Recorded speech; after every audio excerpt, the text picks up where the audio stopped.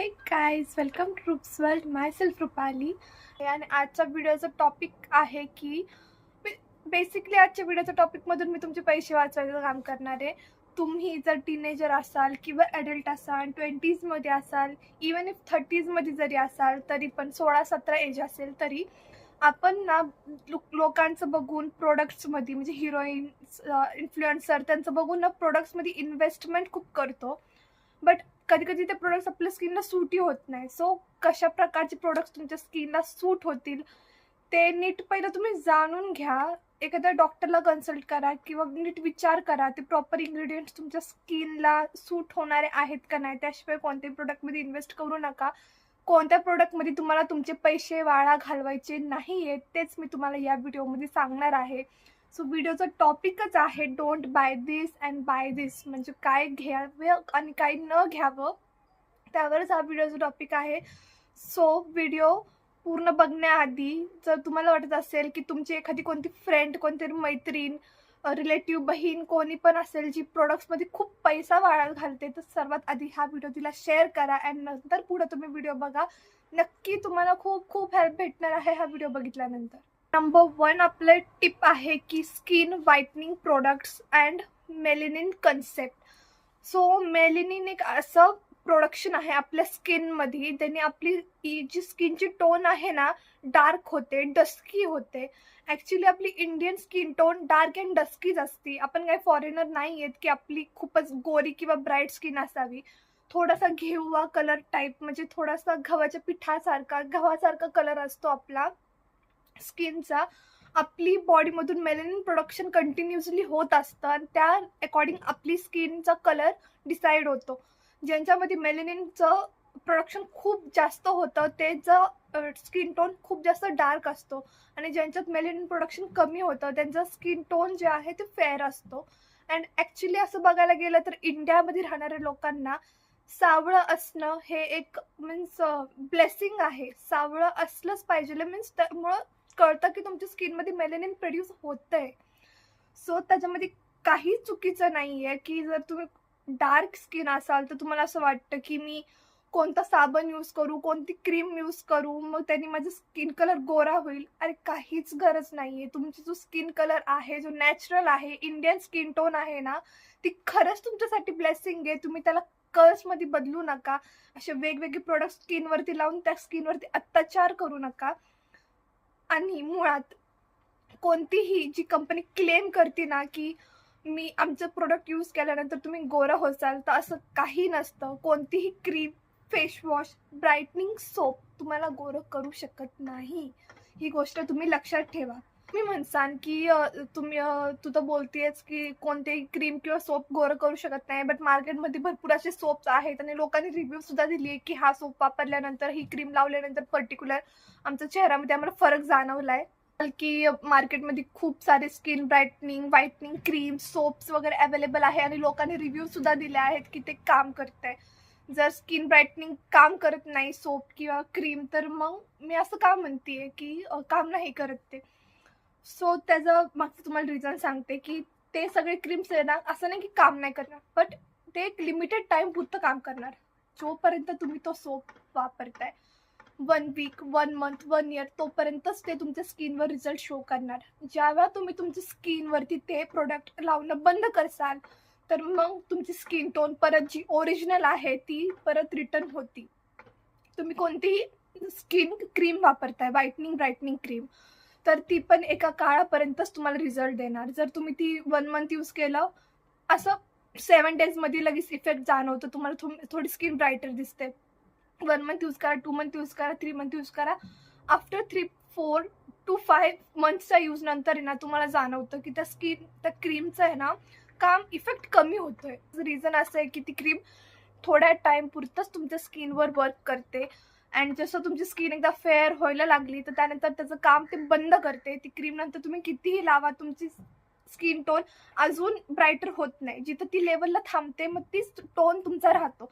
आणि जर त्यात तुम्ही ती क्रीम लावणं पूर्णपणे बंद केलं, 1 दिवसाआड जरी लावली किंवा पूर्णपणे बंद केलं ना, तर मग त्या क्रीमचा इफेक्ट स्लो डाऊन होतो अँड परत तुमची स्किनचा कलर आहे ते ओरिजिनल कलरला रिटर्न होतं. सो असल्या कोणत्याही साबणात किंवा क्रीममध्ये प्लीज इन्व्हेस्ट नका करू. हा सेकंड पॉईंट आपला. सेकंड प्रोडक्ट ज्यात तुम्ही तुमचे पैसे वाया घालता, शक्यतो हे ज्यांचं 40 एज क्रॉस केले ते त्या वुमेन्स ह्या प्रोडक्ट्समध्ये खूप पैसे वाया घालवतात आणि ते आहे स्किन लिफ्टिंग क्रीम्स. अशी क्रीम आता मार्केटमध्ये आलं ते की त्यांनी जर तुमचा चेहरा सॅगी झाला असेल, म्हणजे काहींचा चेहरा जास्त पूर्ण असं गळून स्किन खाली येत असती, स्पेशली म्हणजे मोस्टली ते एज्ड वुमन्समध्ये होतं. स्किन जेव्हा खाली गळते मग ते स्किन टाईटनिंगसाठी, स्किन लिफ्टिंगसाठी पण क्रीम मार्केटमध्ये आलं ते. अरे जी एजिंगची प्रोसेस आहे ती नॅचरल आहे, ती तुम्ही रिव्हर्स करू शकत नाही. म्हणजे हेच लोकांना का कळत नाही की तुम्ही कोणतीही क्रीम लावल्यावरती तुमची जी म्हणजे अँटी एजिंग क्रीम तात्पुरतं फक्त तुमची wrinkles, fine lines cover up करते, बट ती तुमच्या स्किनच्या आतलं जे प्रोसेस आहे, जे तुम्ही ओल्ड होत चाललाय, जी तुमची एजिंग होत चालली आहे, वय वाढत चाललंय, त्याला कंट्रोल करू शकत नाही. ती तुमची एज रिव्हर्स करू शकत नाही. तुमची स्किन असं तुम्हाला वाटत असेल की मी म्हातारा झाल्यानंतर ही anti ageing cream, skin lifting cream लावेल तर माझ्या चेहऱ्यावरती कधी सुरकुत्या दिसू शकणार नाही, तर असं होत नाही. जे अँटी एजिंग क्रीम वापरता, स्किन लिफ्टिंग क्रीम वापरता, ज्याने तुम्हाला वाटतं की जर चेहऱ्याची स्किन अशी गळून खाली येत असेल, ती क्रीम लावल्यावरती आणि मसाज केल्याने वगैरे वगैरे ती क्रीम स्किन लिफ्ट होणार नाही, स्किन टाईट होईल, तर असं काही नसतं. स्किन टाईट करणारे असे कोणतेही प्रोडक्ट्स नसतात. हे फक्त एक इल्युजन असतं, डिल्युजन असतं, भ्रम असतं. थोड्या काळापुरतं ती स्किन ग्लो वाटते, रिंकल्स लपून जातात, थोड्या काळापुरतं स्किन तुम्हाला टाईट फील होते, बट ते कमी टाईमसाठी असतं इफेक्ट. ते टेम्पररी इफेक्ट असतं, त्याच्यात परमनंट काहीच नसतं. सो असल्या प्रकारचे पण प्रोडक्ट्समध्ये पैसे फुकू नका, वाया घालू नका. मी ते नंबर थर्ड टिप, ज्या प्रोडक्टमध्ये सर्वात जास्त यंग सुद्धा अँड म्हणजे टीनेजर सुद्धा आणि 40+ वगैरे वुमन्स सुद्धा खूप पैसा वाया घालवतात, ते आहे चारकोल कंप्रेस्ड मास्क.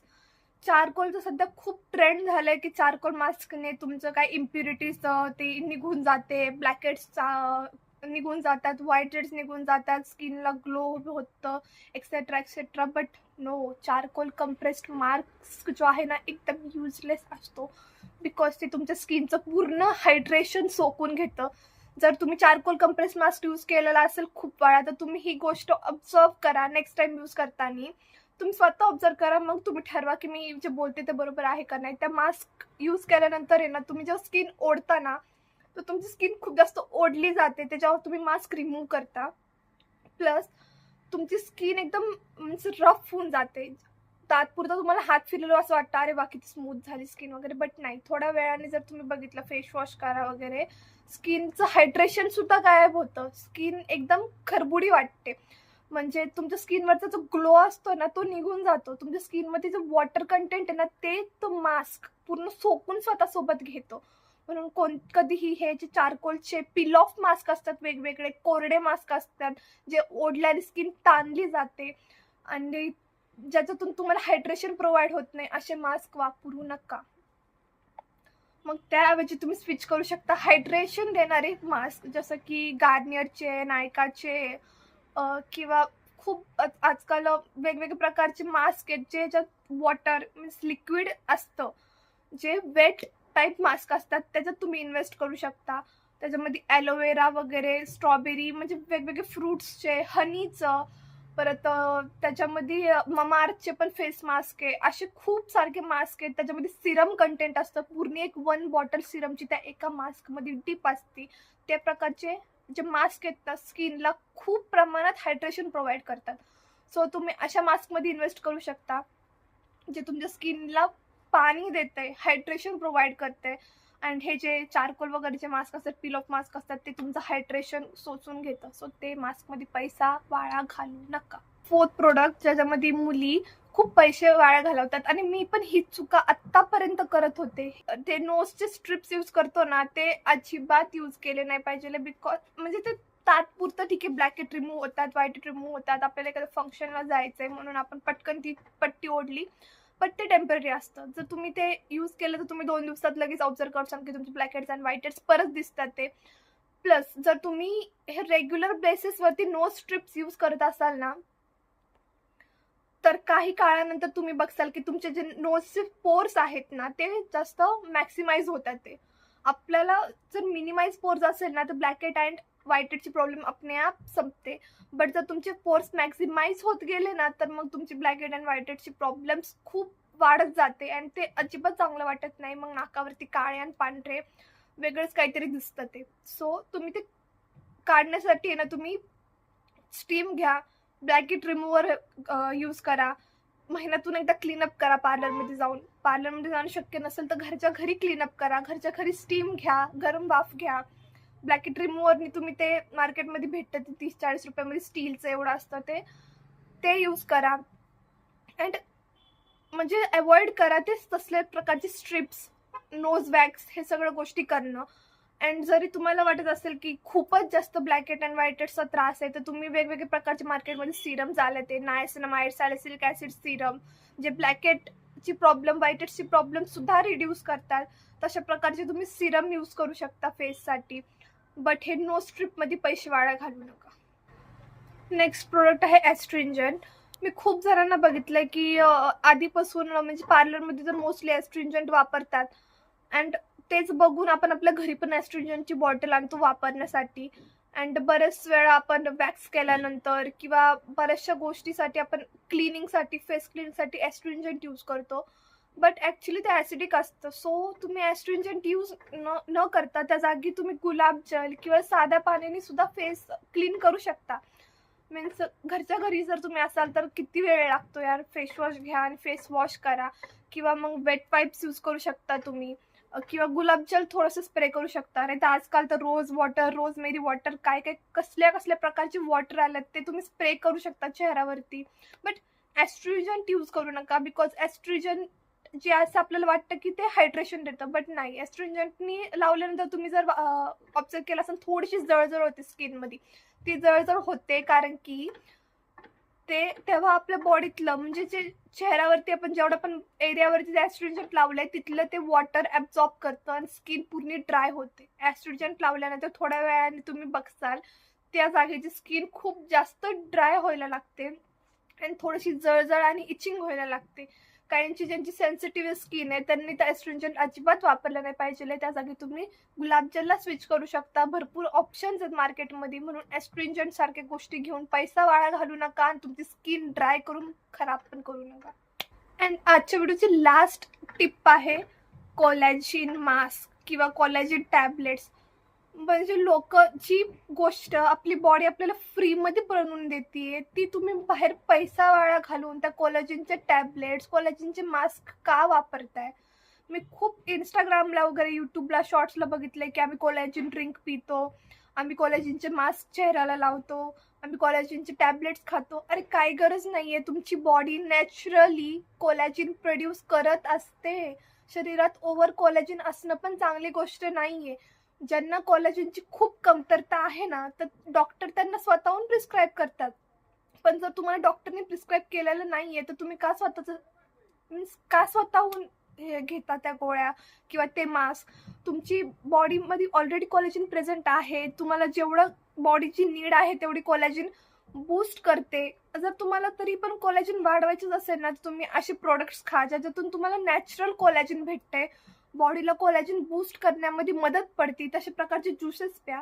बट हे कोलॅजिन टॅबलेट्स, कोलॅजिन मास्क लावून काही उपयोग होत नाही. ओव्हर कोलॅजिन झाल्याने तुम्हाला शरीराला हानिकारक असू शकतं.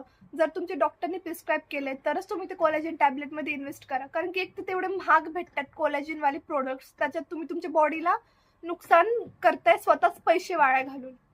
प्रोडक्टला पैसे जातात, बॉडीचं नुकसान होत आहे. ते नुकसान कव्हरअप करायला परत तुम्ही वेगळे पैसे घालवणार. जर तुमची बॉडी तुम्हाला स्वतः कोलॅजिन देतीये, प्रोड्यूस करतीये, तर मग तिला बॉडीला माहिती आहे की लिमिट काय आहे. आणि जर काहीतरी गडबड आहे की ती लिमिटच्या पेक्षा कमी कोलॅजिन हे करते तर तुमचे डॉक्टर सांगतील त्या प्रकारेच तुम्ही ती टॅबलेट्स घ्या. उगाच त्या टॅबलेट्समध्ये किंवा मास्कमध्ये पैसे वाया घालू नका. होता आजचा व्हिडिओ. अँड व्हिडिओमधून जर तुम्हाला काही पण इन्फॉर्मेटिव्ह वाटलं असेल, हेल्प झाली असेल तुमची, तर व्हिडिओला लाईक करा, शेअर करा, कॉमेंट करा जर तुमचे काही डाऊट्स असेल. अँड जास्तीत जास्त मुलींसोबत शेअर करा म्हणजे ते त्यांचा पैसा वाया घालवणार नाही, त्यांची हेल्प होईल. करा व्हिडिओला, सबस्क्राईब करा चॅनलला. अँड भेटूया नेक्स्ट व्हिडिओमध्ये. Bye guys.